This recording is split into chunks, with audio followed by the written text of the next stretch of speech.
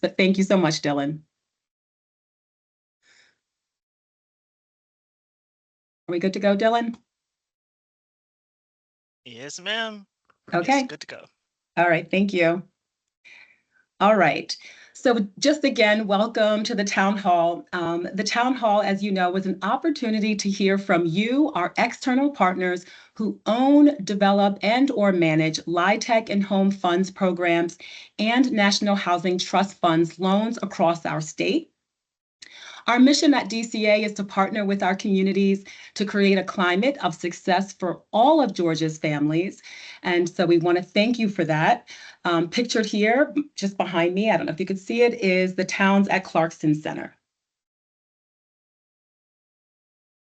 So before we get into our presentation, we'll hear from all of our teams within OPM. We do have some opening remarks, and we're very grateful to hear from Philip Gilman, our Deputy Commissioner of Housing Assistance and Development, Denise Ferrier, our Deputy Division Director of Housing Finance Development Division, and last but not least, our Interim Office Director and Assistant Director of the Office of Portfolio Management within the Housing Finance and Development Division, Sherry Potter. So with that said, I will take myself out of here and I will pass it to Philip Gilman. Thanks, Tarika. Thanks for hosting.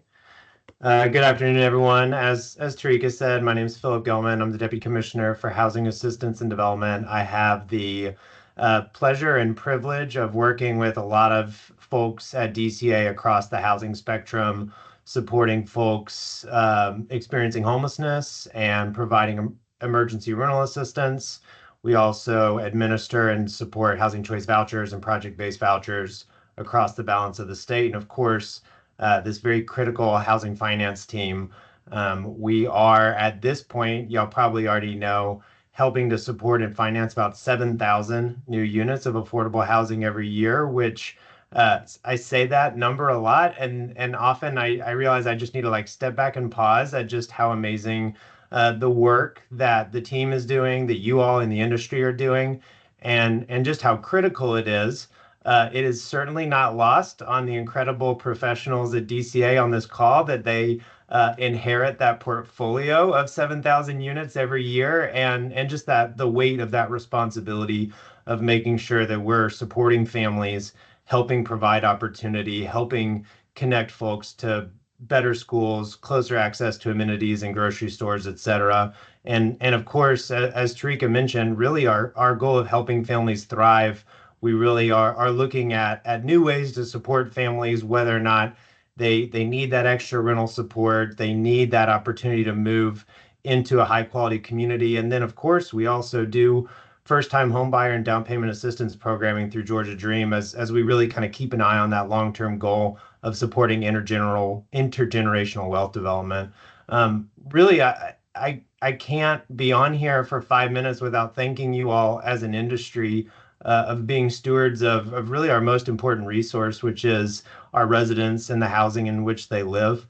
We couldn't do our work without you. We're constantly grateful for y'all's dedication, your service, your hard work. So really my main job on here is to say thank you and thank you to the team for their daily hard work on that front. You might notice a few different names on this opening remarks list than what you've seen in the past. We're in something of a state of transition. From a leadership standpoint, Tommy Lohman has announced his departure. He's still going to be in the affordable housing industry, but he'll be moving on from DCA at the end of the month. And so we've got some interim leadership. And so my gratitude to Denise and Sherry, who you'll hear from going forward. Of course, we're doing a thorough and thoughtful search for a new division director, a new office director, for this space, but I'm excited and proud of the team for the resiliency that we have to really support and keep moving forward in periods of transition like this, and really not losing a beat and continuing to improve each day. And part of that improvement is making sure that we are constantly engaging and listening to how we can be more collaborative, thoughtful, creative, and engaged with our partners like you all. So thanks, Tarika, again, for taking the leadership in this and the town hall. Thanks to the team. Thanks to Denise and Sherry, and I'll pass it off to Denise. All right. Thank you, Philip. So I just had lunch with Tommy, and I'll talk a little bit about that conversation. But he wanted to, and he said it multiple times as I was scurrying out the door, that he wanted everybody that was our industry partners on this call to tell you that it's been a pleasure working with you, and to bid you farewell. So we're definitely excited about some of the initiatives that Tommy's put in place, and to just kind of carry out, as we've done with the leaders before him, carry out their legacies and just try to expand on some of the work that they're doing. So his last day, I think, will be next week. Officially, it's like October the 1st. He won't be with us. But like Philip said, we've got a lot of folks in place to sort of stabilize everything until we start replacing some of these director positions that we've got. So the conversation that we were having with Tommy is we're just having conversations with some of the fund sources that are going to be available for developers of color. We'll be speaking tomorrow on a panel for the I think it's the Developers of Color Symposium. So we've got some exciting things going on the front side for the QAP, and it's always good to sort of bring that conversation into this group and get feedback from you all of how we can improve our policies and reach and broaden the partners that we work with. So I think what Tarika and Sherry wanted me to do was talk a little bit about asset management. I can again introduce myself, Denise Ferrier. I'm the Deputy Division Director. So I work with Tommy with all of the teams, with the Office of Portfolio Management that's put on this town hall, and then with the Office of Housing Finance, and then with Sam's team in Community Housing Development as well. We recently added Jessica Worthington. She is our community engagement. I don't know if it's strategist or strategist. Still can't figure that out, but maybe Jessica can tell me what her title is. She wanted to come on and say hi and tell us officially how to pronounce it. Yeah, I have been saying strategist, but honestly, I'll pretty much answer to anything, including, yo, hey, I can't remember your name. All right. We are so excited to have Jessica. She's going to be working closely with our communities throughout the state of Georgia. And like I said, just making sure that we're addressing what our communities need in the metro Atlanta area, and definitely in the outerlying counties. So welcome aboard, Jessica. So the other team that I work with is the data and analytics team. I'm not sure if any of them are on, but they're handling all of that emphasis conversion. I'll just touch on that lightly because it sounds like you guys have like a packed room, and I forgot to ask how many minutes I have, but I'll be quick. We reshaped asset management. So for those of you that have loans on your deals, you might see some changes, some announcements coming up. I don't know if Alan Bosby-Shell is on and he wants to come on and say, hey, but he's the new senior asset manager. He'll be coordinating the two new teams. So Leonard Newsom, who most of you are used to working to, you're going to begin to see them roll out instructions for new ways to communicate with us, right? And so that comes to get along with like the new structure of how their teams work. We also are onboarding the loans into emphasis. So it'll be like a totally new structure and workflow. Mignon Melson is the financial operations manager. So she handles all things related to the actual loan service, the loan servicing. So you'll see some welcome emails coming out from the team introducing you to your new portfolio manager. And then you're also going to see some emails coming from State Home Mortgage, which will just introduce you to how to do your loans in emphasis. So some of you may still be on the old system where you are paying with a wire, an automatic wire, and some of you might have already got your email saying you're being onboarded into the new software. You can definitely reach out to asset management at dca.ga.gov and ask any questions that you have about that process. So, Tarika, like I said, I wasn't sure how long I had. So if there was anything in particular that you wanted me to go over, if you wanted me to talk about I'll just recap some of the new policies that you might not be aware of. We are tightening up how we're reviewing loan assumptions. So if you're coming in for resyndication, you definitely want to touch base with us and find out about what you need to do. to assume a loan on an existing deal. Replacement reserve requests, you may get some feedback on how to make those requests and limitations on that. No major changes there. And I think for the for those of you who have loans that maybe months and years haven't been paid, we're definitely taking a look at whether or not you need to change the terms of that loan deal, because we are coming in now and looking for repayment on all loans. So communicate and correspond with your assigned asset manager, or reach out to us if you're not sure who that is. So I think Thank you, that's Denise. everything. All right. Yeah, awesome. Thank you, Denise. And on that note, we're going to pass it to Sherry Potter. Thanks. Thanks, everybody.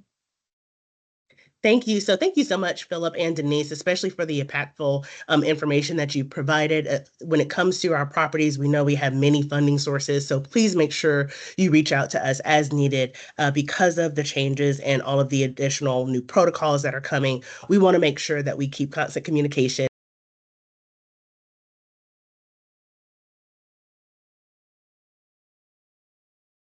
Took my back demand. So I'm going to find another thing to say, but I know you had a huge amount on your table today, and you actually took time to listen to us, see what we have and what we're bringing to all of property management companies and our owners. So thank you so much for joining us. I will give it back to the hostess with the mostest, our Tarika Dorner, and thank her so much for bringing this together for our second OPM Town Hall Day. Thank you, Sherry. And we'll hear more from Sherry a little bit later on in the presentation. So like Sherry said, we do have a lot going on, so we're going to keep it moving. Thank you all, Philip, Denise, and Sherry, for those opening remarks. And I'll keep going. Okay, so I do want to take a moment before we get into the full presentation to recognize the stars of the Office of Portfolio Management. And that is actually all of you. We show up every day. We work hard every day for you, because of you, and with you. Therefore, we really want to take a moment to thank you and recognize all of our partners on this call today. I had a chance to flip through the pages and see all of the people who are on this call. So I want to recognize and thank everyone from elected officials to owners, developers, general partners, managers, management staff, and everyone in between. Thank you, thank you, thank you for your commitment to building and maintaining and sustaining affordable housing in this wonderful state of Georgia for all of our residents. So thank you. You can give yourselves a round of applause. Thank you. All right. So before we get into the full presentation, just want to take a moment. You did hear from our interim office director, Sherry Potter, but I would be remiss if I did not mention and recognize our invaluable administrative assistant, Joy Hardiman, who's on the call and will be manning the chat where you can drop questions at any time. So just want to highlight Joy Hardiman. Thank you for all of your hard work. Now I'm just going to tell you a couple things about the Office of Portfolio Management. Who are we? Where are we from? So this is just a quick snapshot of the Office of Portfolio Management and where we're from. As you can see, we are mostly from the East Coast, all the way up from the Big Apple, as far down south as South Georgia, and we have some folks out west, or moving towards the west in Michigan. So this is a snapshot of where the team of OPM is from. And then we asked them to do a quick survey. So I'll go through this really quickly so you can just get a sense of the team here, some fun facts about who is OPM, who makes up this wonderful team. And so I firstly asked, what generation do you belong to?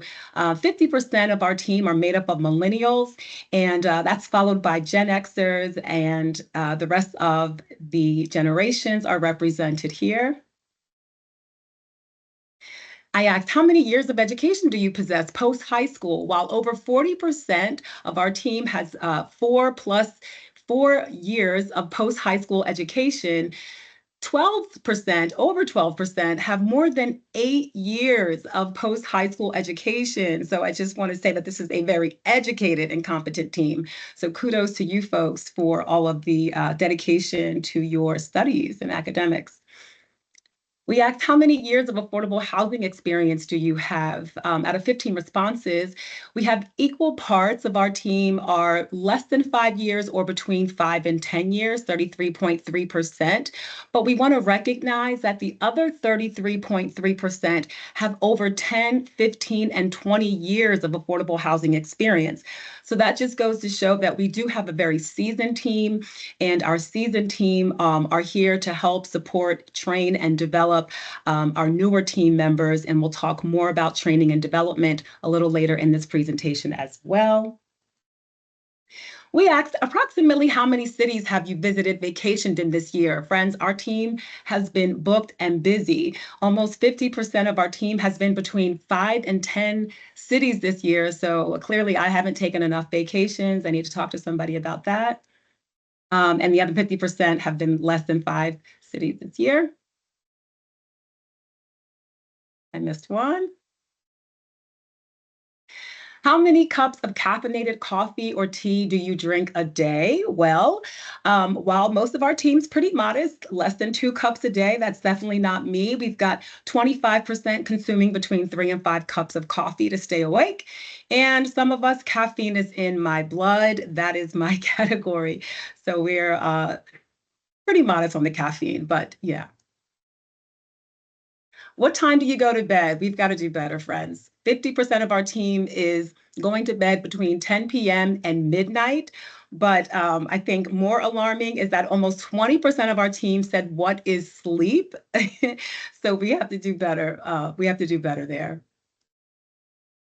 How long have you lived in Georgia?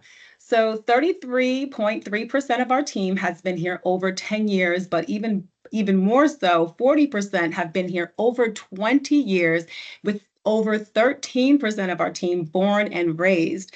So I just want to say here, you are amongst your people here who know the community and who love their communities and love Georgia. So that's great to hear and see.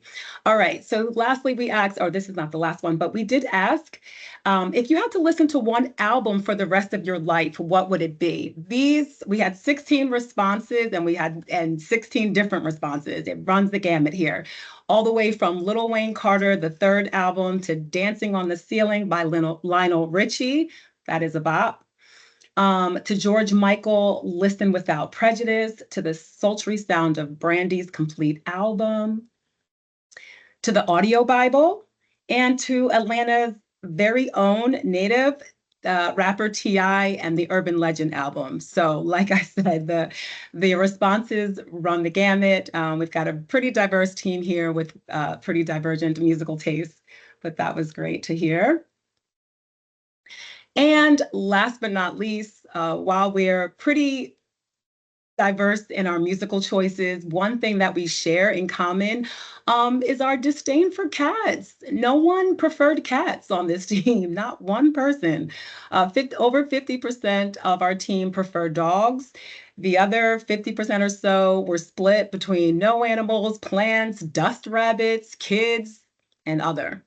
So that was our team of OPM. All right. We've got to get going. So I'm going to give some quick housekeeping if you don't mind. I do ask that you keep your questions general, please. When asking questions, you can ask questions during the designated Q&As, and you can also drop questions in the chat. Like I mentioned, Joy will be manning the chat, so we will try to answer all of your questions here. If we don't answer anything on this call, we will send out an email blast with all the questions and all the answers. If you don't mind, and if you feel comfortable to do so, share your name and affiliation when speaking, and come off the mic and maybe camera too, if you can. And just please mute when not asking a general question. That's all that we ask. And without further ado, we're going to jump right into it and start with policy and development. Thank you so much, Tarika. It is very interesting to see the diversity of our team across so many categories. Well, my name is Dylan Simmons. I am the new Policy and Development Manager here for OPM, and I also have a very diverse team. We are made up of Laquana, Jasmine, Marvetta, and Trisha. And we are here to help and serve. And so hopefully in our updates and highlights, we can get a little bit more into policy and development.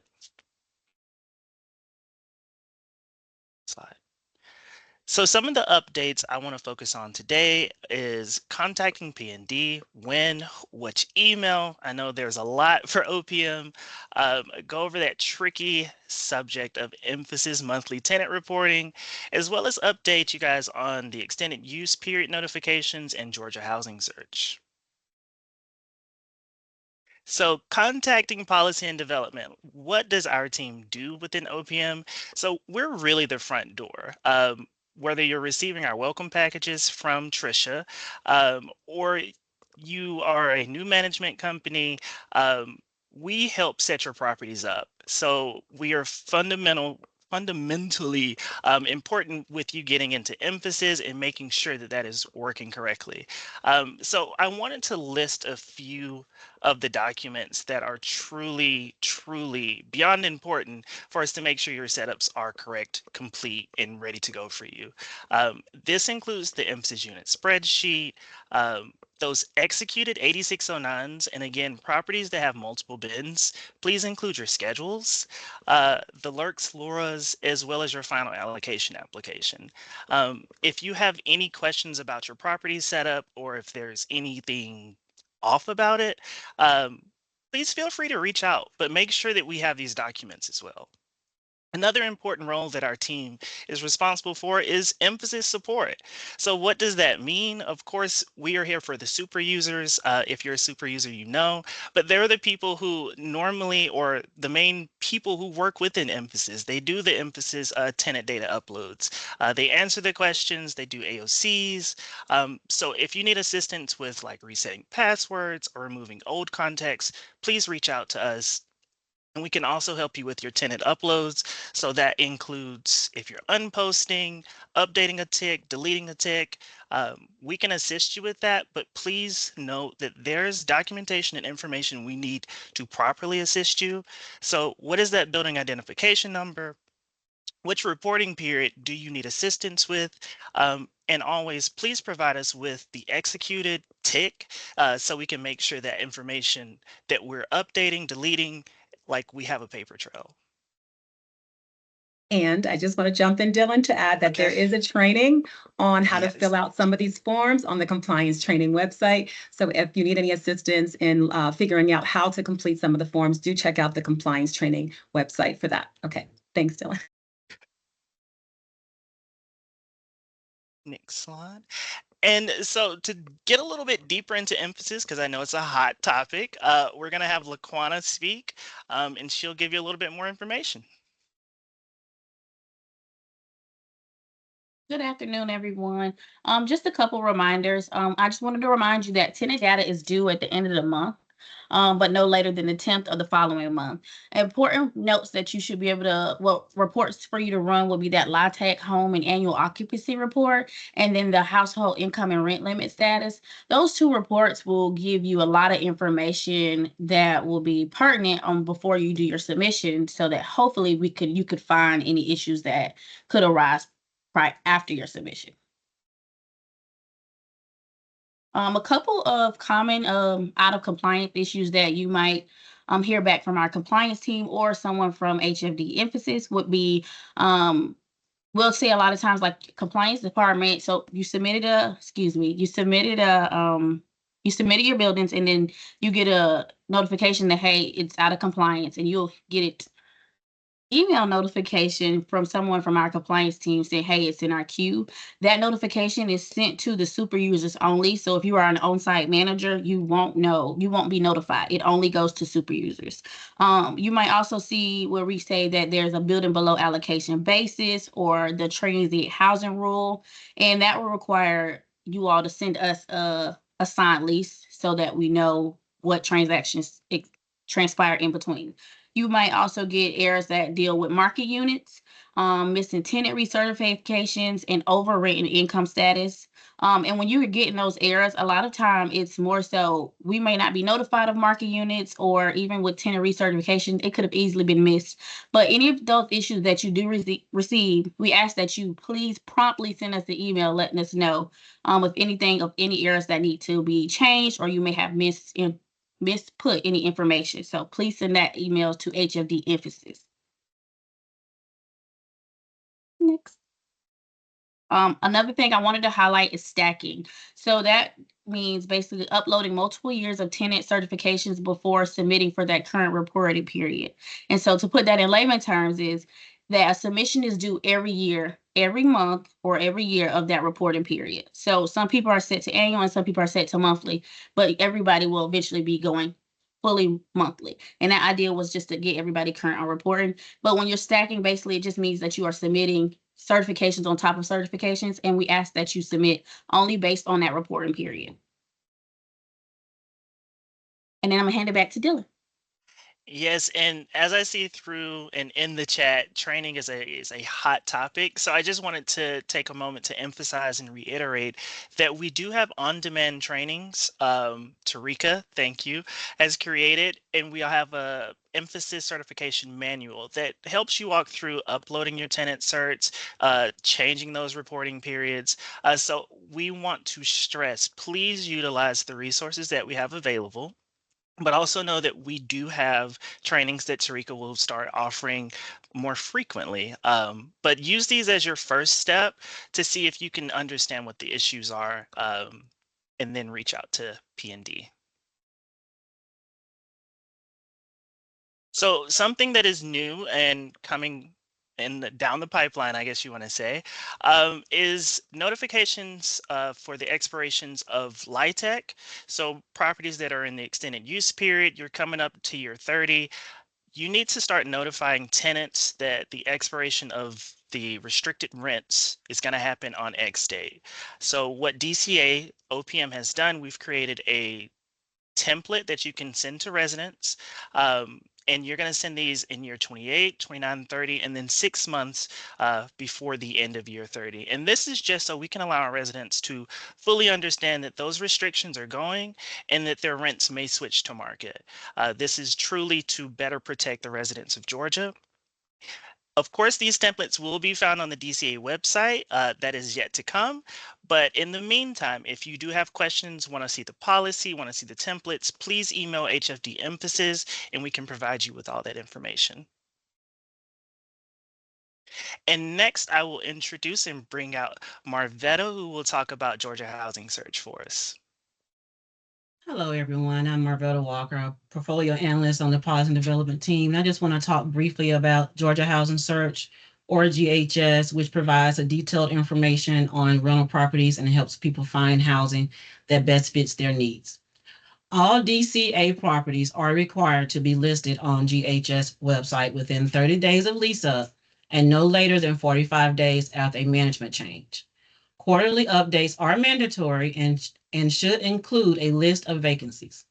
Owners and managers must submit pictures of the development sign, front entry, and inside the unit rooms. The list must also include an up-to-date contact information for the owners and or the managers. Properties can actually sign up to be on GHS before and during construction, which means that you meet your requirements early and you improve your lease up timelines. Please remember that not meeting these requirements can result in state non-compliance, and you can always reference this information on page 90 of the DCA LIHTC and Home Compliance Manual. Thank you. Okay, great. Sorry, Dylan. No. I think we're going to say the same thing. So we wanted to take a few minutes to ask or see if there are any questions that we can answer for you that you didn't feel comfortable putting in the chat, or but please remember the housekeeping rules. Please try to not be specific, but ask general questions. And then again, always feel free to email if that's more comfortable.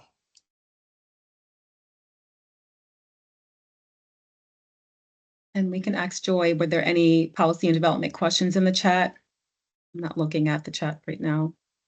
Hey, Tarika. I thought that we were gonna hold the questions and then at this Q&A, I would tell you the questions in the chat, but our team members are actively answering the questions as they come in the chat. Fantastic. So there aren't any questions that's been asked that have not been answered. Fantastic. Thank you, Joy. Great. And lastly, quick plug. Thank you, Laquana and P&D team for answering those questions. Again, we'll drop the HFD Emphasis email in the chat as well as the compliance onboarding. And thanks everyone for your time today. Fantastic. Thank you, Policy and Development. All right. So we're going to keep it moving. We're going to move into compliance, starting with our compliance audits and contractor inspections team. And Amari, take it away.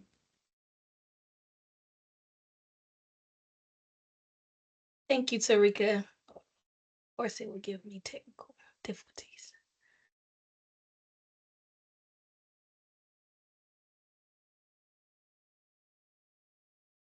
We can't actually see you, but okay, there Can you you are. see Thanks. me? I'm sorry. Yes, we Okay. can see It you was now. like giving it a delay. Okay. Good afternoon, guys. How y'all doing? I am Imari Blackwell, the Compliance and Audits and Contract Inspections Manager. I have 4 compliance officers that report to me. I have Nakia Rowland, Jasmine Smith, Michelle Everett, and then our newest member, we have Rhonda Lumpkins. Welcome, everybody.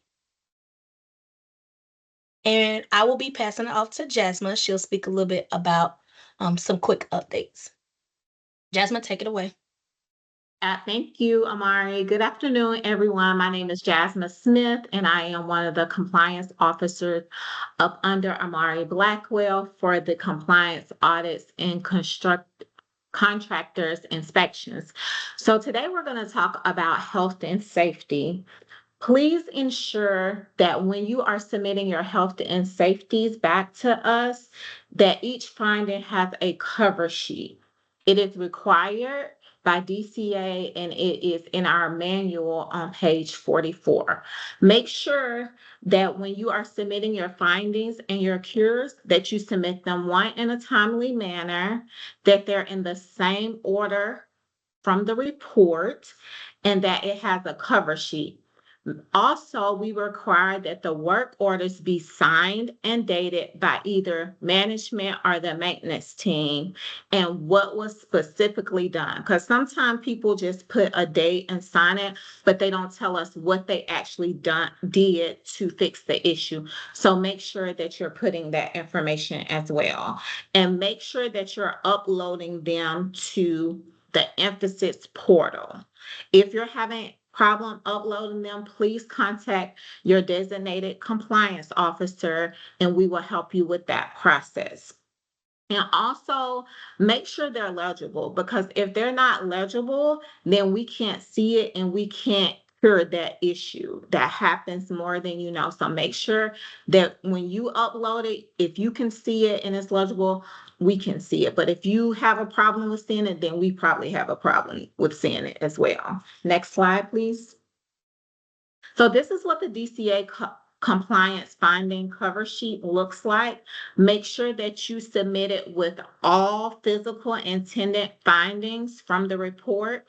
Like we said, make sure they're in order. For an example, if you have one unit that has maybe 5 findings on it, you can list that on all of the cover on one cover sheet, but make sure you complete it and make sure it's there. Also, the cover sheet can be found on our website for your convenience. Next slide, please. All right. So when submitting your cures, make sure you have the work orders for each violation within the time frame that is allotted. It's 24, 48, and 72 hours for the UPCS. Let me repeat that again. The UPCS inspections, because in the future you'll hear us talk about Inspire. So make sure that you're uploading those within a timely manner. And if you fail to comply, there will be a $250 non-compliance fee. Next slide. And I'll give it back over to Amari. Thank you. Thank you, Jasmine. All right, so I'll talk about a little bit about our casualty laws. We have had quite a few this year.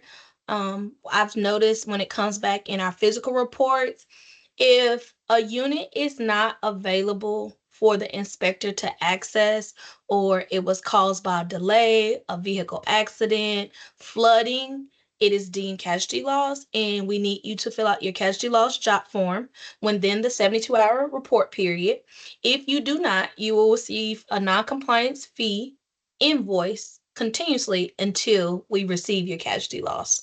If you need assistance with getting the casualty loss link, it is available on this slide. It is also available on our website.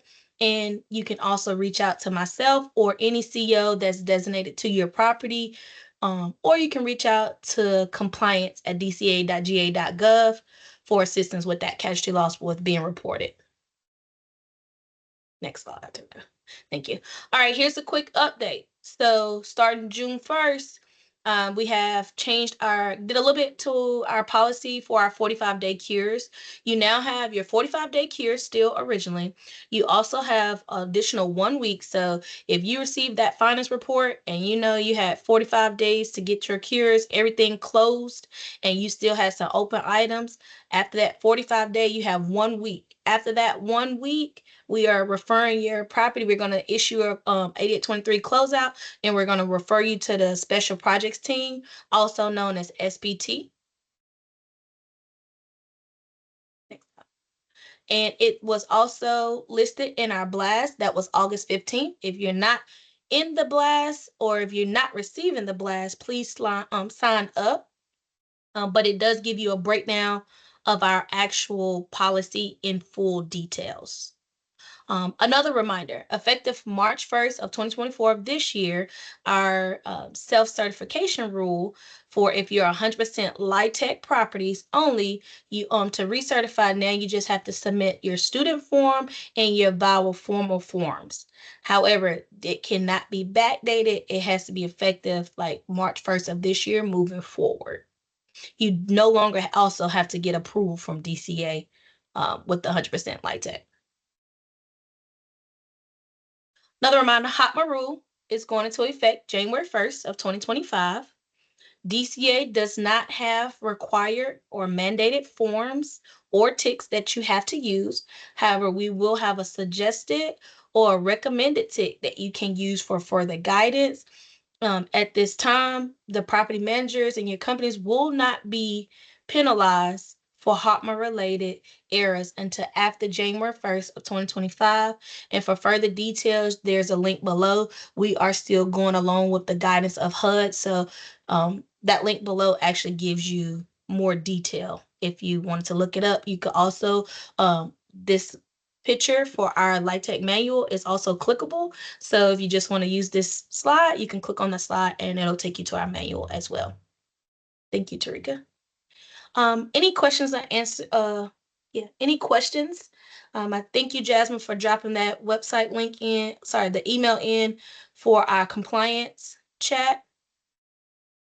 When it comes to sending your questions, you can utilize that email for compliance@dca.ga.gov. Hey, Imari, there was Yes. one question in the chat that hasn't been answered yet. Okay. Ms. Jessica Woods said, for submitting the cover sheet for findings, do we need to separate the physical and file findings? Can we submit the cover sheet with both physical and file findings for a particular unit that is listed for both? That's a good question, Jessica. That. No, please. I answered that in the chat, and they have to be separate. Physical has to be one, tenant has to be one. You can't combine them. The only thing you can combine is if it's a finding for a unit. So if it's the physical report is one, it's like 1 through 10 is that same unit, you can combine that on a sheet, but you can't combine physical report with a tenant file audit. That is correct. So yes, please have them separated. Even when you upload it in emphasis under the miscellaneous tab, please make sure you separate. This is tenant files, cures, and these are physical cures. Also, Keith brought up a good point. Don't forget to submit a photo when you're correcting cures as well. Yes, I agree. It is not required. However, DCA can ask for additional information if we feel like we don't have enough information to support that cure. I just want to Ms. clarify Amari, that. Yes. quick question. Okay. On those photos, is it required for, say, a smoke detector battery needed to be changed? Are you looking for a photo of a smoke detector, or is it No. really just those immediate action ones? The window was blocked or something along Or if those it's a lines. broken window, if it's hanging Okay. off, yes, ma'am. If it's Okay. a smoke detector, no, just tell me, hey, we changed out the batteries in the smoke detector, and this is what was cured. But Okay. yes, if it's a Thank you. block egress or something, we would like to know. We do know residents kind of move them back after you. We understand that. However, we just ask that we have the supporting documentation. Or Yes, if ma'am. it's Just something that needs to be fixed, like a fencing or something going on with the outside, we do ask for you to provide the pictures to show the support, even if you do vendors. So your vendor absolutely. contracts and everything, we ask for that to be support as well.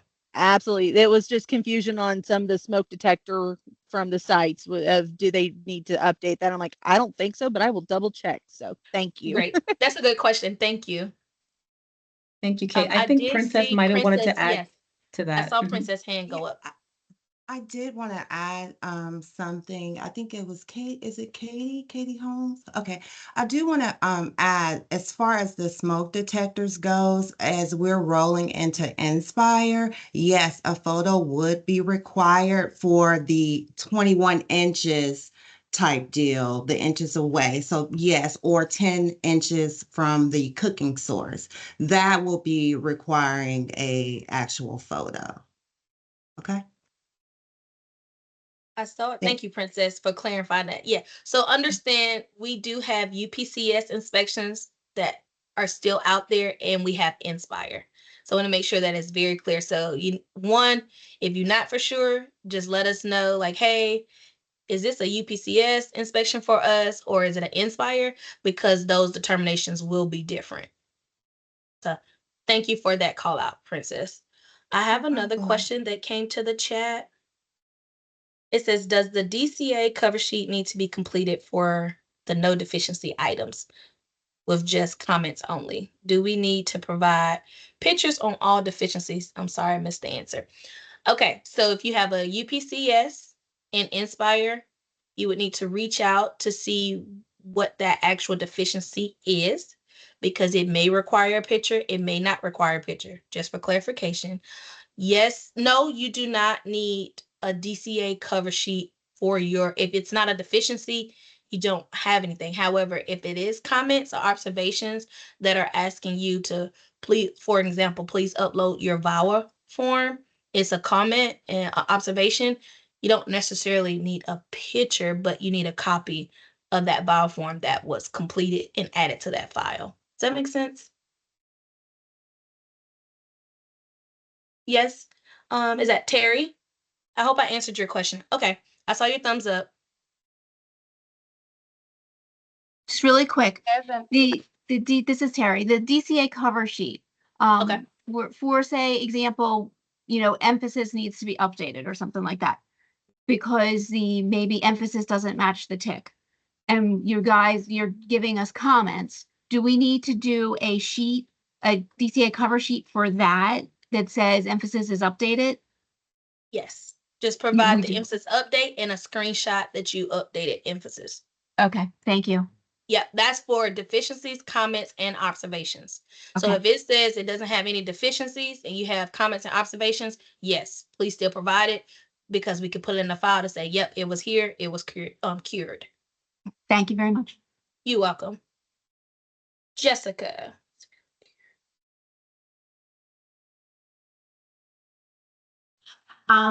You want me to Okay. answer that?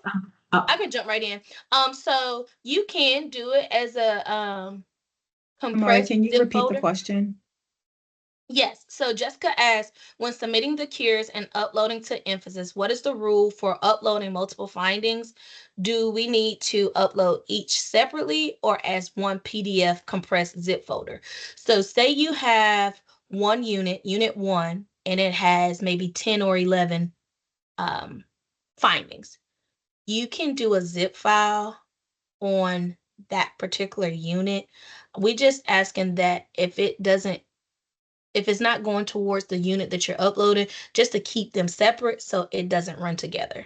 Does that make sense? So unit 1, you can put all the findings together with unit 1. Unit 2, I don't want you to combine it with unit 1. And if you need to do all of them PDF, that is fine. And do a zip folder, that's totally fine too. So when we open it up, it tells us unit 1, unit 2, unit 3. And then when we open it, we see, oh, it was 25 pages, or maybe it was 10 pages for unit 1. It was 3 pages for unit 2. That's fine. We just want you to keep them separate so it's easier for us to be able to navigate through your cures. I hope that answers your question, Jessica. If not, we can definitely do a quick meeting. You can email compliance@dca.ga.gov, and then we can get something scheduled. Yes, okay, it does. Okay. Any other questions?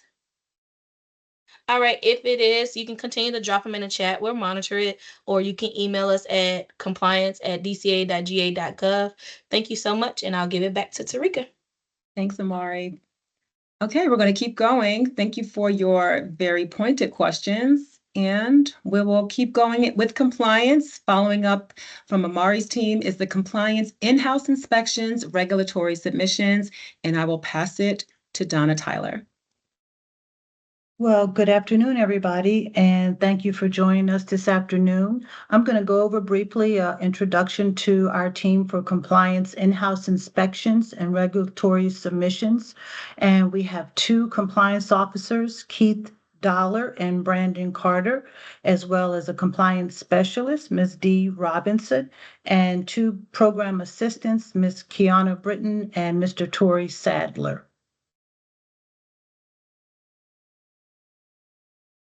Now, what our team is charged with, the in-house inspections and regulatory submissions team, kind of what the title alludes to, is that we prepare and submit DCA required regulatory reports.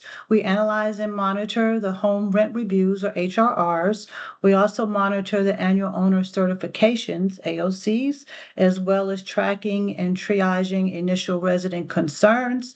We also review and track the affirmative fair housing marketing plans and tenant selection plans, as well as the first year third-party file reviews. We also conduct extended use and 20% triannual audit and inspections, mostly in the Atlanta metro area. And I'm going to turn over, we're going to have a couple slides where team members are going to go over. And with this, I'll ask Dee to speak as our subject matter expert. Ma'am. No, she's there. You're muted, Dee. Sorry. Sorry. And I said so many wonderful things. Hello, I'm Dee Robinson, the compliance specialist for the OPM Compliance Department. I wanted to talk to you guys that are for home properties and properties layered with home. It's HRR season, and it is the last day to submit is September 30th. And after the 30th, you will start incurring your non-compliance fees. One thing that I would like everybody to pay attention to is your Exhibit B on your LURA. That'll help you find your unit mix and your gross rent amounts or what you should be calculating for your gross rent amounts. And now we have up to 3 corrections that you can submit if I have any issues with your review. And after 3 corrections, we will begin to refer you to Tarika to help you with some additional training. And if you have any questions and to let us know that you've submitted your HRR, please email us at compliance.dca.ga.gov. And if you have any questions, let me know. And I'm going to pass it to Tori, our PA. Thank you. Good afternoon, everybody. My name is Tori. For the year of 2024, we have received 100 resident concerns. Out of 100 concerns, 91 have been resolved. Majority of the concerns that have come in are health and safety concerns. All concerns after September 1st, 2024 are subject to INSPIRE regulations. Please be aware that unresponsiveness will result in non-compliance fees. Also, failure to resolve any health and safety concerns in 24 hours will also result in non-compliance fees, which are $250 per instance. Thank you. So just a little bit about the tenant selection plans, TSPs. They're actually designed to ensure that everyone who applies is treated fairly and that program requirements are covered. So please be sure that that's covered in your tenant selection plans. The LIHTC and home projects should always have a TSP. There's no exceptions. And a TSP will be reviewed by DCA when conducting our monitoring duties. So it is included on the pre-audit documents that come out to you. So please be sure to submit it back. And we also suggest that owners and the property managers consult with the federal and state guidance as well as our DCA OPM compliance manual. And we have the page number there, page 93, if you need any assistance in developing that tenant selection plan. And there's also a link on this particular slide to our compliance manual if needed. The next subject is our affirmative fair housing marketing plan, which is designed to outline how your property will market units to underserved tenants, including tenants with special needs. And so the practice of affirmative marketing includes marketing procedures to attract applicants from all fair housing protected classes. And we will be looking for that in particular on your affirmative fair housing marketing plans. So please be sure that you are addressing those specific target audiences. The requirement is that it must be completed at the initial placed in service or lease up, and additionally every 5 years thereafter, or if any significant demographic changes. And as I said, it is one of those items that we will be looking for in pre-audit documents if it hasn't been in the past 5 years that you've submitted one. And we also have here the resources, linkable resources to the most current HUD circular, as well as our compliance manual link and the page number, if you should have any questions. And with that, I'm going to turn it over to Princess, our in-house expertise for Inspire. Good afternoon, everyone. As of September 1st, 2024, the Office of Portfolio Management has officially adopted the Inspire standard. As you all are aware, Inspire replaced the term UPCS in the relevant regulations and guidance, in addition to redefining the term HQS to align with the HUD's Part 5 Subpart G regulations. Inspire mandates uniform and safety standards across all HUD housing portfolios. Additionally, the standard specifies how and when to address health and safety deficiencies across 3 categories, with defined timelines for remediation. It is also in line with HOTMA's life-threatening standards. To illustrate those standards, they will consist of gas leaks, electrical hazards, inoperable or missing smoke detectors. Please note that DCA is not on a scoring system. The final rule includes the following points listed below or on your screen. The Inspire inspections will take place every 3 years. However, the agency may decide to conduct them sooner based on the contributing factors such as resident concerns. The regulations feature mandatory requirements such as GFCI outlets, lighting, HVAC, and water safety. Site and neighborhood criteria for HCV has been eliminated. Health and safety deficiencies are now categorized as life-threatening, severe, moderate, and low, as mentioned previously. This is a key to the health and safety forms that you may receive at an inspection.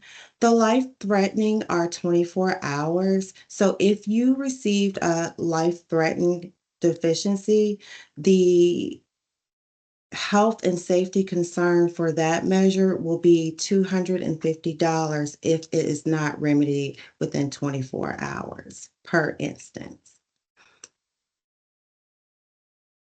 The Office of Portfolio Management has completed the rollout of Inspire in a test environment from April to August of this year. Our in-house inspectors have identified the 10 most common deficiencies observed. which are the electrical hazards, missing, damaged smoke alarms, inadequate emergency exits, roof leaks, faulty HVAC systems, damaged floors, missing or damaged handrails, window deficiencies, pest infestations, mold, mildew, or elevated moisture. As you can see, this is a page where we have training links for Inspire only. You can always go to the HUD website. I encourage you to sign up at the HUD Exchange website to review all of the deficiencies that are outlined within the Inspire checklist. The Office of Portfolio Management has received a couple questions prior to this meeting, and I would like to take the time to address 4 of those questions that have come through. The first question reads as, can the date and time of uploads be added to emphasis for reference on the property side? The answer is the date and time of uploads cannot be visible to our external partners because it falls outside of the agency's scope of work. The second question, do windshield inspections receive closed letters? Yes. Please email compliance@dca.ga.gov to inquire about the closed letter. Question 3, can the new Inspire physical deficiency reports be accessed through emphasis, like a shared file instead of an email? Attachments. The physical inspection report will still be sent via email as this is considered the agency's best practice. And then question 4, there is a bond question. I would like for you to email compliance@dca.ga.gov and provide the property name, the project ID, so that we can address your concern within 24 hours. And in response to the HOTMA question, I think Amari already addressed this issue, but I would like to reiterate again that we currently do not have a specific recommended form. We encourage you to refer to the existing federal guidelines and any interim documents provided by DCA. We will share any updates as they come available to us in our blast notifications. Does anyone have any questions?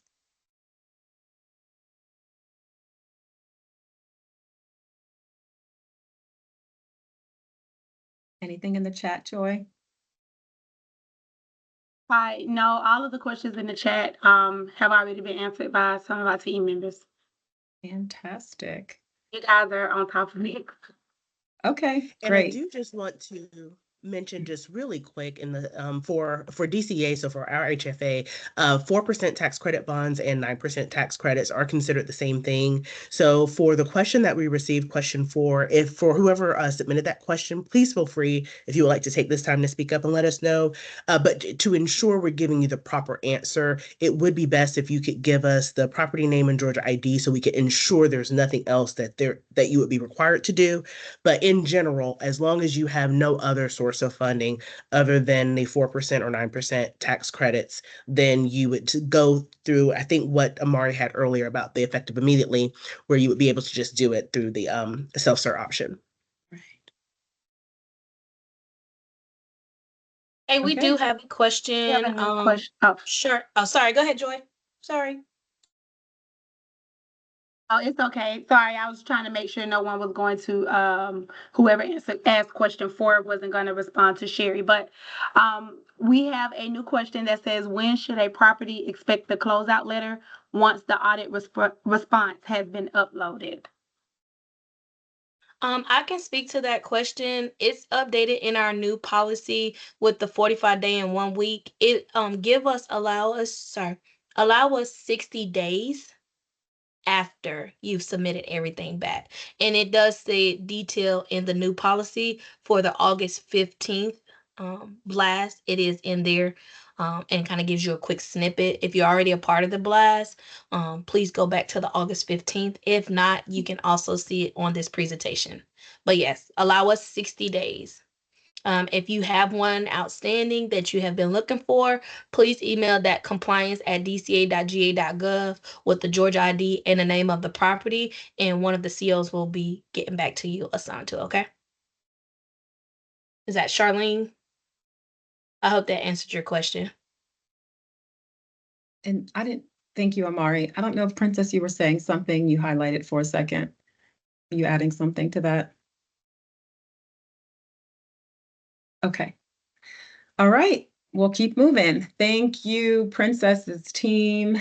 We're going to move on. Keeping with compliance, you've heard about the special projects team. So we'll give them the floors and I'll hand it over to Jillian at this time. Hi, everyone. Thank you so much for joining us. Good afternoon. My name is Jillian Toole, and I'm the manager of the Special Projects team. And my team is made up of Special Projects lead, Stephen Volkovic. We do have a vacancy that we're actively filling right now for our specialist. And the glue of our team is Amy Marland, our program assistant, who literally holds us all together. And we are the newest team that was added just about a year ago. We're still in our infancy. The purpose of our team was to identify ongoing non-compliance and open issues in the affordable housing portfolio of the state. We forge relationships with our partners to try and help them create a plan of action to cure any non-compliant items that, in a manner that that helps both our all our partners, meaning our managers, our owners, and our residents. The team processes all of our PCC requests. Those are our project concept change requests that have happened after we've placed in service. We also process our management company change requests and our utility allowance methodology change requests. And we're going to be talking about a couple of those things today. Like here, we're going to specifically highlight our management company change requests, our consulting agreements, and utility allowance changes. Here you can see that we process all these types of PCCs. If you wouldn't mind clicking forward. There is a fee for these. As you can see, the fee went up in July for our PCCs. However, if you note, earlier in the year, we did negate the fee for utility allowance methodology change requests. So that's 0. So feel free to reach out to us if you're looking for any of those.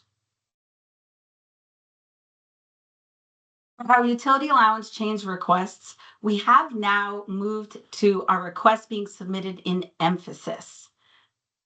You're going to go to the certification portal. You're going to search for the GIAD of the project you're looking for the change to request for. You're going to click on that little magnifying glass next to the selected GIAD, and you're going to click on change requests. Again, no more fees for the methodology change requests. Some of our other PCCs can also be submitted that way. Please reach out to us for instructions at specialprojects@dca.ga.gov.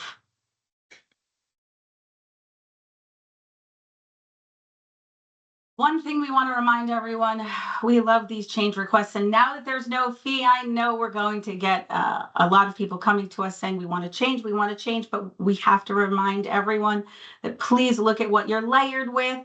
If you are layered with home or you're a home only project and your funds were allocated or committed rather on or after August 23rd of 2013, you must use a consumption-based method for calculating utility allowances. If you have any questions about that, please see our manual. It outlines these perfectly.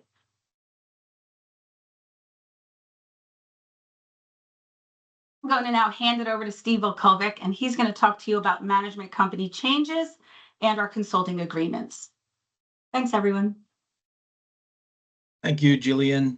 Again, my name is Stephen Volkovic. I'm the team lead in the special projects team, and I'm just going to give a little 101 on management company changes and the management company approval process that we have in place. So basically, it is initiated with an online request form. That is the required form, and that will be the date used that we will look to ensure that proper advance notice was given for the management company change request. That's the key item. So as part of the approval process, we're going to be looking at every single management company that is seeking to take over an existing property for a management change, or a property that's in line under new construction that's been given a tax credit award or home funding award. So basically, any property that a new management company is seeking to take over, we're going to be going through this process. And as stated earlier in the slide that Jillian displayed, there's a $500 fee for each property. And that's for each request. Even if you're an already approved management company, each time you seek another property, that fee will be $500. But if you do multiple properties in one request on one request form, you get a little discount from us for the additional properties, which amounts to about $150 per property. So what happens during this process? So you submit the request, and we basically do a compliance check on the subject property that you're looking to take over, and we'll reach out to the outgoing management company to get things in order with regard to emphasis reporting, their Georgia housing search listing, the annual reporting that is required. We'll look at the most recent annual owner certification to see if it was filed. Same thing with the home rent review, if there is home funding on the property. We're going to look to our asset management team to confirm, whether or not you're meeting the terms in your home loan agreement and making payments on time, servicing your escrows and your reserves, and all of those items. We will look at everything to ensure that at handoff to the new management company, whether it's part of just a management change or an ownership change that a new company is coming in, that the new company is handed a pretty clean property in terms of compliance. So we're looking for all non-compliance that we find or have found in the past to be addressed. So we'll look back a few years into your older compliance reviews, and if there were any uncorrected items, we're going to ask you to correct them and upload cures documentation related to those. We'll look to see if resident concerns, if they're still pending, then they have to play out. If there's change the slide, please. Thank you. So what are the requirements for a management company coming in, or even an existing management company who's been here for, who knows, 20 years, 15 years, managing DCA properties, but they've had the same portfolio, but all of a sudden they need to manage a new property and they're seeking our approval? Well, this is what we're going to be looking for every request, which is a Georgia real estate license. That's actually a requirement by the state, by the Georgia Real Estate Commission. So when there's a third-party management arrangement versus a self-managed situation, we want to see a valid real estate broker's license that you'll be providing leasing services under. And then beyond that, we'll be looking at these 4 designations that we currently accept for evidence of sufficient tax credit and home training.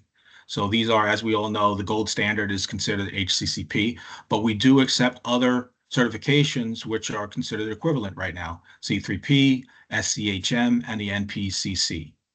So we'll look for valid and current renewed membership and designations versus sometimes I get certificates that somebody they passed the test and they got that certificate in 2010, but they haven't yet really kept up with continuing education. And that's what we're looking for.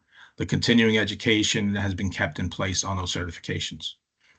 In addition to that, if you don't meet those requirements, the minimum requirements, which are 3 properties for a minimum of 2 years each property that has tax credit or home funding, we're going to look, if you don't have that experience, for you to engage the services of a compliance consultant that specializes in tax credit and home funded properties. And they will have to have the same certifications above HCCP and all those in order to be able to, consult for your property. They will provide certain services to you, and we'll go on. I think we have that in the next slide. Next slide, please.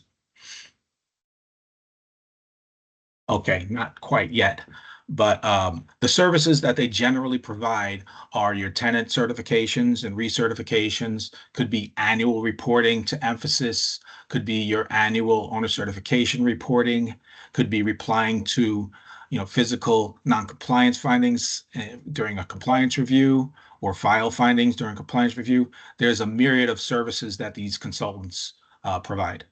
So moving on to what happens when there's an unsanctioned management change, or when we haven't yet given approval to a management company who had a pending request in.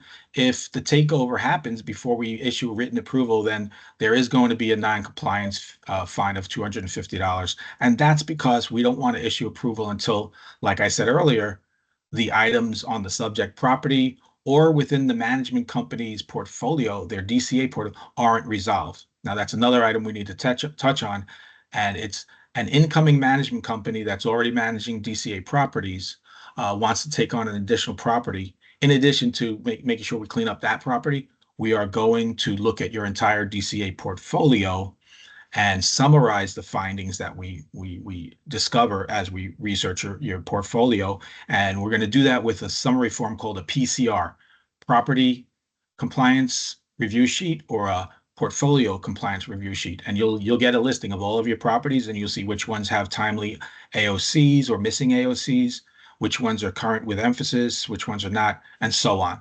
And we go down the line with a number of different variables to look at in terms of compliance criteria. So what are the impact? I'm sorry, could you roll back to the other slide, please? Thank you. So what is the impact of non-compliance or unsanctioned management fees where owners don't request approval of a management change in advance? There is a fine, like I said. Your good standing of the management company and the ownership can be affected and may impact future requests and applications that are submitted for future allocations. We can downgrade the approval status of a management company from DCA approved, where you can take on as much property as you can handle, versus a limited capacity or a probationary capacity. What happens when we see some stuff that we don't exactly like on a compliance review or through a resident concern that may be on file? We can possibly increase the frequency of the inspections. Normally, you'll have a 3-year inspection schedule for most properties. However, if we see something that is not looking good to us, we may increase that to every year, or even more than that. And we will increase the sampling size. Instead of your standard 20% samples, we may have to kick it up beyond that, up to 50%, and in some cases, 100% of your units will be inspected and have file reviews, depending on the situation.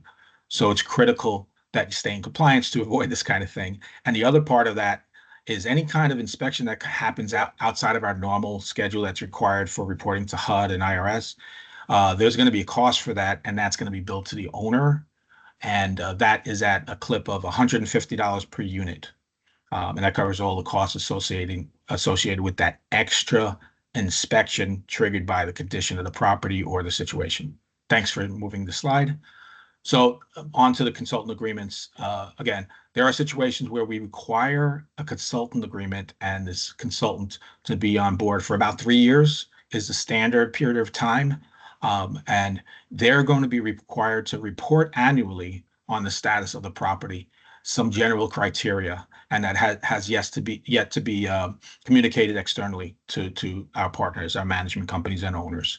So we want to make everybody aware of this consultant agreement situation that we're addressing now, to better define what these consultants are going to be doing with you alongside helping you get these properties into compliance. Next slide. All right. So again, back to, I think I discussed this earlier, and this slide, if you could just click it forward. The types of services that these consultants are going to provide, like I stated earlier, was complying with the IRS Section 42 regulations, your annual reporting emphasis, preparing you for an inspection, and again, maybe reviewing what your staff is going to do on site and preparing everything before it gets submitted to DCA. So it's submitted in the manner that Amari discussed earlier, in order, very organized, in the same order as the inspection report, with all the required items to back it up and get you guys moving on back onto your property, doing what you should be doing, which is managing.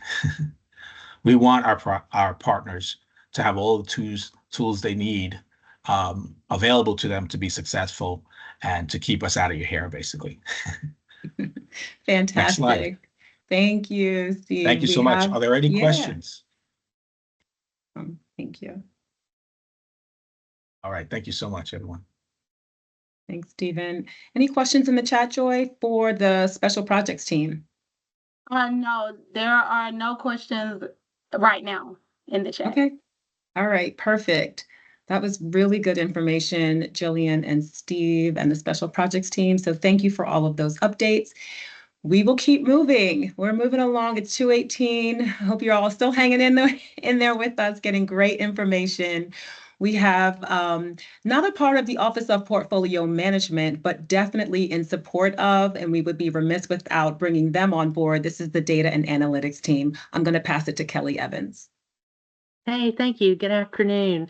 My name is Kelly Evans. I am the Data and Analytics Manager, and I report to the Housing Finance Development Division Director's Office, specifically to Denise Ferrier, who was on earlier today. We were created about a year ago for the purpose of supporting the emphasis installation as well as the management of data within the operations of HFDD. So some of the systems that we report or that we support are the development portal, the certification portal. I know that's one of the ones that you tend to use most. We also support the inspections program and its app, but we also support the software on the backside that runs that we use internally. In addition to that, Georgia Housing Search, any mapping function through GIS, the LIHTC application portal process, and the loan servicing portals are also part of our package or suite of software that we support. Can you go to the next slide for me, please? So what does that mean? Well, it is our privilege to support the Office of Portfolio Management and the wonderful people that are over there doing the work. And so we support them in three major ways. The first way is operationally with the document uploads that go through the portal, any notifications that we set up regarding when things are due and if they've been submitted or if they're missing, and any kind of online payment process as well. Those are just a few of the operations actions that we support. We also do the systems integration. So systems integration is defined as anything that automates or connects multiple areas of the software to each other. So that would be the portals going back and forth on the back end with the software that we use to manage the program. It could also be anything that we integrate with Georgia Housing Search would fall into that as well. Then finally, the third area is the management of the data. And we manage a tremendous amount of data here at DCA in general, but also within the Housing Finance Division.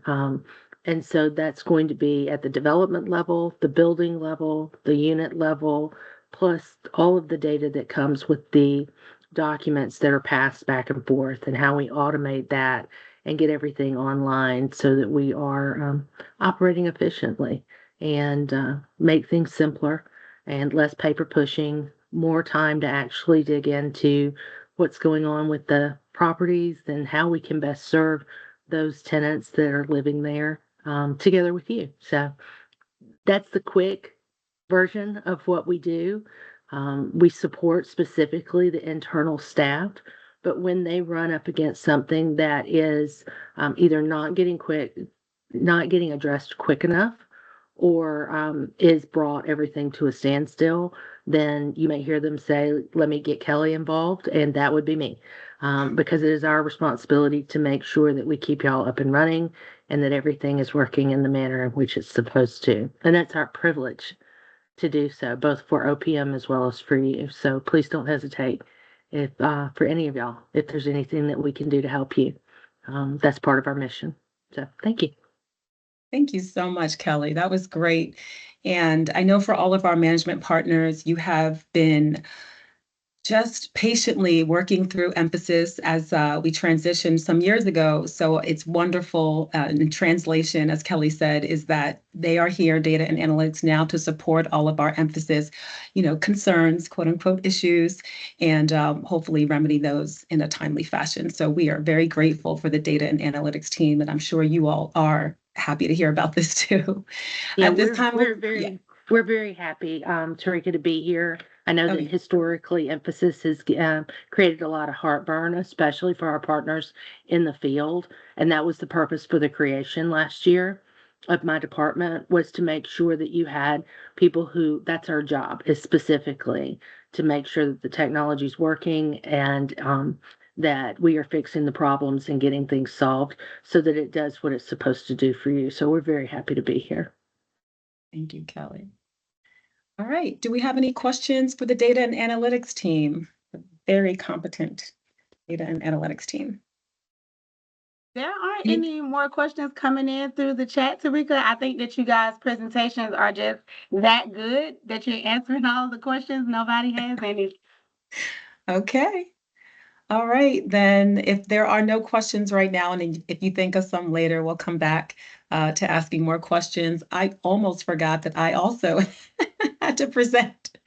So now we'll move on to some training updates.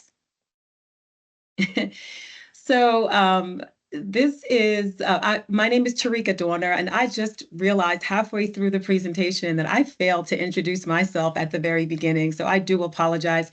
My name is Tarika Dorner. I'm the trainer for the Office of Portfolio Management under the Assistant Director, Sherry Potter. We have two program assistants. They are not specific to the training team, but Aaliyah Daly and Jasmine Taylor, who are the program assistants for the Office of Portfolio Management as a whole, and who have been invaluable to us and during their time here. And I just want to give a quick shout out to Jasmine Taylor for jumping in and her help with this town hall today. So thank you so much to both Aaliyah and Jasmine. All right, so I'll just give some very quick updates about training. So far, this is since the training team has been developed, and that training is also new. So you heard SPT and data and analytics say that they've been established for about a year now. Same thing with training. We all came on board around the same time. So in the past year or so, training has been received by over 737 times. The new training videos, those are the videos that have been created since the department has been created, have been viewed over 2,000 times. All of our compliance videos in total, including our emphasis onboarding videos or emphasis training videos rather, have been viewed over 15,000 times, which I was like, wow, when I was counting those up the other day. I've had over 1,000 hours of preparation and training that is developing presentations and videos and going back and forth with IT about my videos and the recordings and researching and gathering material, so forth and so on. We have 3 team members who have been officially Inspire certified. So that is wonderful news for our team and wonderful for all of you. We have experts on the team that can walk us through and help all of us through Inspire. And we have received approximately 100 general training request forms and referrals from the OPM team. So as Dylan mentioned earlier, we will be having more frequent emphasis trainings as we kind of figure this all out with data and analytics and everything else. But so far, keep your questions and training requests coming. Really quickly, what training does, I provide internal trainings to the staff and with the support of the staff who helped me a lot, and external trainings in emphasis, compliance manual, just general industry content, and our updated policies, internal policies and external policies. I add the new trainings to the compliance training website, and I'm going to show you that in just a moment. So do make sure that you're checking there monthly for updated trainings. I also train external partners upon request. I'm going to show you how to do that in just a moment if you want to request training for yourself or your teams. I contribute to the newsletter, so there is a nice little training department, Trisha on the call. She puts together our newsletter, and just about halfway through the newsletter is a training department communications section, and that's where you would find all the information about previous trainings and upcoming trainings and links to those trainings as well. And of course, conference presentations whenever we are able to see you at conferences. You may hear me give some updates there, and I'm always happy to see you all and share that information at that time. So if you do want to request training, you will need to navigate to the DCA website rather, and then you're going to go, I don't know if you can see my cursor, but just click on that safe and affordable housing tile. Once you do that, that'll take you to the compliance training page that you see here. And then if you scroll down about halfway through the page, you'll see this need to request training question mark. Just click on that form. That's a general training request form. Click on that form. It's going to bring up a one-page form. I just broke it into two for easy viewing for the purpose of this call. Just fill this out in its entirety. Most importantly, though, it asks, what is your team's availability? I really do try to honor that. So if you fill that out, tell me the best time of day to schedule a training with your team. I will do my best to accommodate that. The trainings are all over all conducted over Microsoft Teams. So if you do have a different way that you prefer the trainings, please mention that in your request. And last but not least, I'm just going to mention that we do have some upcoming trainings, no dates just yet. We have been hyper-focused on this town hall, so I will provide some updates on the dates in the coming weeks. But we have utility allowances. You heard the special projects team talk about methodology changes, and we did have some questions about that previously. So we are looking forward to putting together a utility allowance methodology changes training, say that 2 times fast. That's going to be changes to the utility allowance, including methodology changes that must adhere to DCA's UA change request policy that we heard about. So find out in this training what is allowed, not allowed, and required before submitting your change request. And you can look out for more additional details about that training. It'll just go into more depth from the things that you heard today. And then we thought it would be a good idea to do a HOTMA check-in. We know that HOTMA compliance is effective January 1st, 2025. January 1st, 2025. So we want to make sure that everyone is transitioning into the HOTMA compliance smoothly. This meeting will allow our partners to raise any concerns that they have experienced with implementing HOTMA thus far. And it will also be an opportunity to receive any needed clarifications on the implementation and look out for the dates of that as well. All right, that was quick and easy. Any questions for training?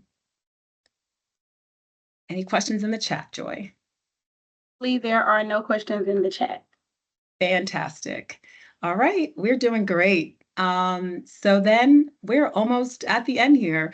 I'm going to pass it over back to our Assistant Director and Interim Office Director, Sherry Potter, to give you some quick updates. We will take any closing questions, and with that, we'll close it out. Sherry Potter, please. Hey everyone. So I will just kind of go back through and do reminders for everything that we went over. As you'll see with my esteemed team, they pretty much covered everything that you could have questions for. And again, I just can't thank you enough for taking the time out to join us, friends and partners, so that we can make sure that not only are we providing good resources for you, but we're also a point of communication so you can provide us feedback on how to better assist. As you all know, we try to assist as much as possible. So we just want to keep that partnership going. So just some of the things that you'll probably get notified the most about, I'm going to remind us on in this kind of recap, and then we want to give enough time if there are any questions for y'all to ask. Monthly reporting, if you didn't already know, the reason why this is so important is because we do have to report to HUD in a HUD data submission that is due for us depending on when they have us in the category, anywhere from June to September, depending on how they kind of have us listed in the A to Z cohort. So because of that, we will be reaching out. If you haven't already received our reach outs, I'm asking you to make sure that you are doing your monthly reporting. It is not a glamorous job. I completely understand for all of the paper documents and regulatory submissions that we ask you for, but it does keep us up and running and going when it comes to making sure that we are providing Georgians with quality, health, and safe, decent living as well. So this is just one of our regulatory submissions and some of the reporting requirements that we do have to have have to continue our program. And I know y'all want to continue this program as much as possible. As Philip said, we are providing a lot of housing and a lot of units for people that need it. So please, if we have not already, just make sure that you are update as much as possible on your monthly reporting. And as Dylan stated earlier, our policy and development manager, if there are any questions regarding being able to do your monthly reporting, please make sure that you are reaching out to his team at hfdemphasis@dca.ga.gov. These slides will be available. What Tarika will do is make sure that she posts it on the compliance training website, just like we did for the inaugural OPM town hall that we had earlier in the year for April. So this information will be available because I do understand as we currently have some positions open when it comes to staff turnaround, that does happen. So we want to make sure that we provide this information and repeat it as much as possible so that if you do have any new people, please feel free to use these for onboarding. We use it for our onboarding of staff as well to give them as much knowledge as possible and let them know that we are a resource. As Dee said as well, home rent reviews. So Dee, correct me if I say this wrong, but September 30th, we need to make sure that we get those in. Of course, the earlier, the more we can review it and get back to you in time. So please make sure you get those home rent reviews to us as soon as possible. That is also on our compliance training website. So if you have any questions on how to do that, this is your first time, we are here for you. We already got you covered. And as Tarika said, which this position started under our fearless leader of Donna Tyler of having an OPM trainer. So we want to make sure that you know that she is a resource. And as you can see how well she's doing, how flawless her presentations are, she is going to be able to answer any questions or concerns that you have. And she always knows she can pull us in. She can pull us in if needed. So we already have that set up for you. HRRs are already there for a training, a step-by-step training at that. So please look at that video and let us know if you still have any questions after that. I already mentioned the HUD data submission, but again, bear with us because we were trying to make sure that we stay compliant and we stay in a job with making sure that we get that information to HUD as soon as possible. So that's what you'll get a lot from policy and development team. You might see Jasmine Taylor on there as well because she is helping us get all of those in. And then last but not least, I do want to mention our 2024 HFDD impact report, just showing all of the good that not only we, but more importantly, our partners and friends, you all are doing in the state of Georgia. So we want to make sure that if you haven't already, it is on our website as well as the housing tax credit website, in case y'all are more familiar with that. But you can go in and see our 2023 HFD impact report that is coming soon for the 2024 as well. Next slide.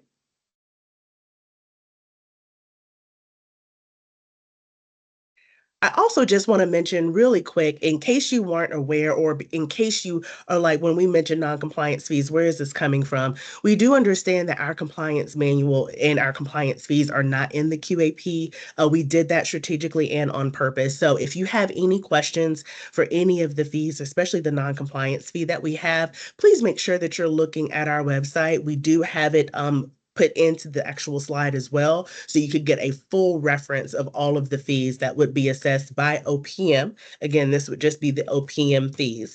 Now the 250 non-compliance fee that has been going, I want to say until January of 2023. Team, please correct me if I'm wrong. So it is not new at all. And we've mentioned it before in our compliance manual. If there are any further questions or concerns about this fee though, please reach out. Again, we are partners, so we want to make sure that we're giving you as much information and knowledge as possible.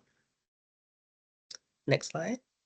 This next slide, Sherry, I slid in there. So I'm going to ask all of our partners before we start trickling off and getting to our last questions and feedback, if you have any. If you could take out your phones, scan the QR code. You know what we're going to ask you. Please share your feedback. It's invaluable to us to know how we're doing and just to know what information that you need if we were to do another town hall. So if you can scan this QR code at this time, it'll again also be shared in the presentation, which I will link on the compliance training site, and I will send it again through a blast. So, but if you can take a moment to share your feedback. And then this is the last slide before questions and answers. So I'll just leave this up for a moment as people can scan and provide their feedback. But while we're doing that, Sherry, if I could just ask again for any questions, feedback, concerns. We do have two new questions in the chat since before Sherry started speaking. Interesting.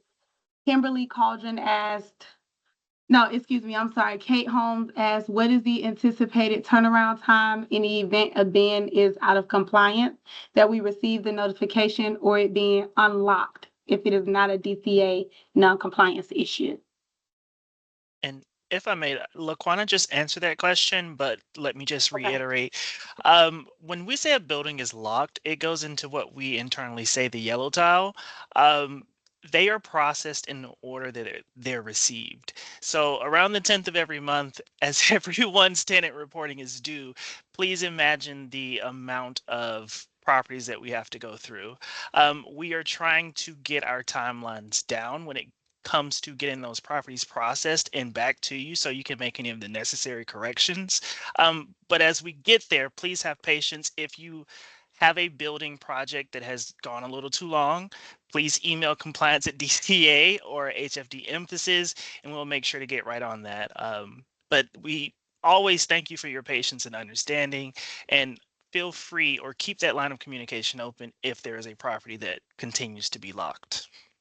Thank you, Dylan. That primarily came out of a couple of hours out of our Dominion group policy that hadn't been unlocked from Yes, our ma'am. previous month. So it was one of those like, oh, I can't submit my monthly because it's still locked from the previous month. So we were No. very stressed trying to get that unlocked.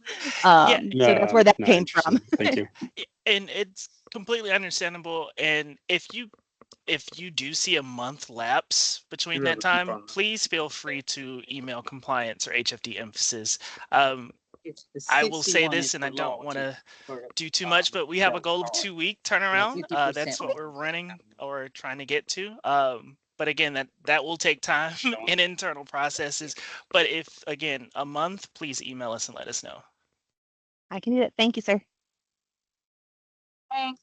We do have 2 more questions, Tarika. I just would like to ask that everyone mute their mics if you're not actively asking a question.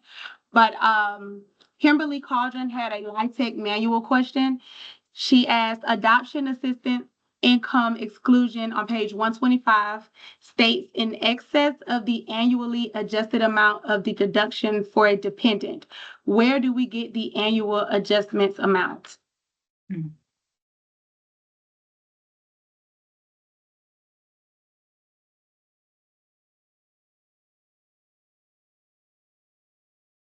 Is anybody from compliance able to answer that? And if not, is there clarification needed? Is it where to find it? Maybe if the person who asked the question is comfortable Kimberly Cauldron, Please. Joy, can you reread the question, please? yes. Adoption assistance income exclusion on page 125 states in excess of the annually adjusted amount of the deduction for a dependent, end quote. Where do we get the annual adjustments amounts?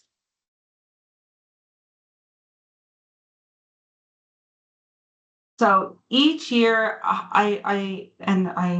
if I'm not mistaken, and we'll verify this, it's going to increase from $480. I believe that's what she's asking about, the amount that it's going to increase each year. Yes, Jillian. And it's also, someone also dropped it in the chat. It's going to be on the HUD website for adjustments as well.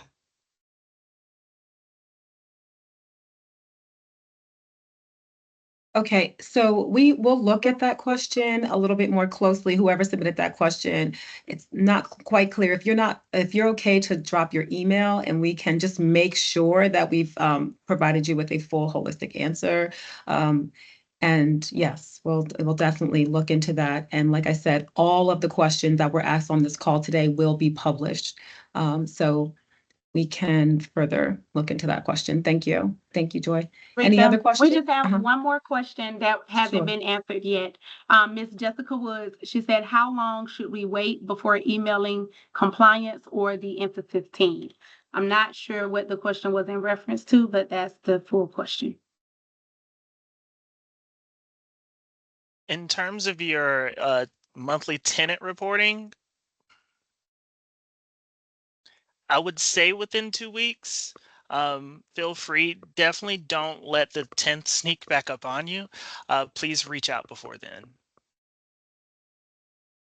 Far as for compliance, if it's any compliance related questions, as soon as you think of them, go ahead and email them to us so that we can try to get that turnaround within I'll say 48 hours, no more than 72 hours, depending on what your question is, or within that week, so we can get your answers back to you. Okay. Are there any other questions that anyone wants to come off mute for? Are there any other questions in the chat?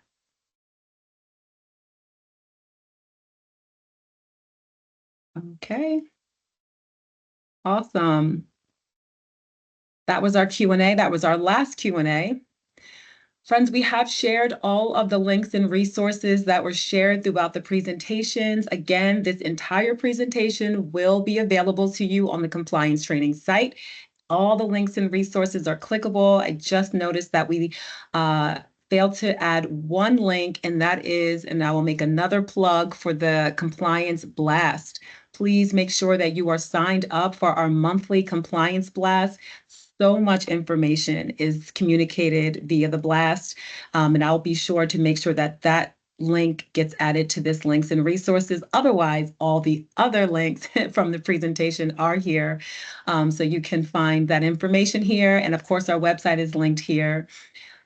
Please take note, maybe a screenshot or a picture rather, of this slide here, which is all of our email addresses, our compliance team, policy and development, special projects, training requests, and compliance onboarding for any new projects that you have coming down the pipeline.